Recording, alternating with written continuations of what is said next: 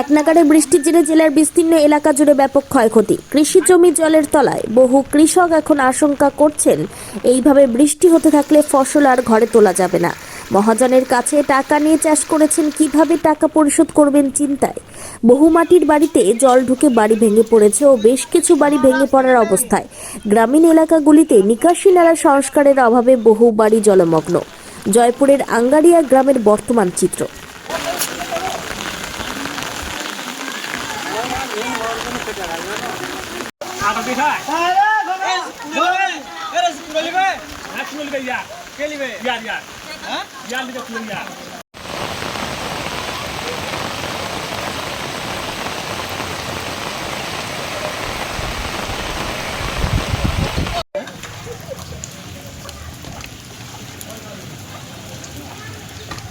এই যে বুঝে যাচ্ছে ড্রেনটা ছেড়ে কাজ হয়নি, এই যে ঘর পড়ে যাচ্ছে, আর ভোর থাকতে যে চটিয়ে চাপ করে বাগাচ্ছি ড্রেন ফ্রেন।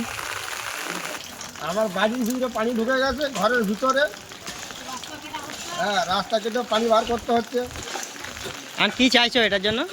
এটার জন্য আমি একটু মেরামতের রাস্তাটা যেমন ভালোভাবে মেরামত হয়, বা এইটা যেখানে উঁচু হয়, যেন এই ড্রেনটা এই যে সামনে বাড়ি ভেঙে গেছে, ধানে ক্ষয়ক্ষতি হয়েছে, ফলা ধানে ক্ষয়ক্ষতি হয়ে গেছে। আর ঘর বাড়ি কেমন নষ্ট?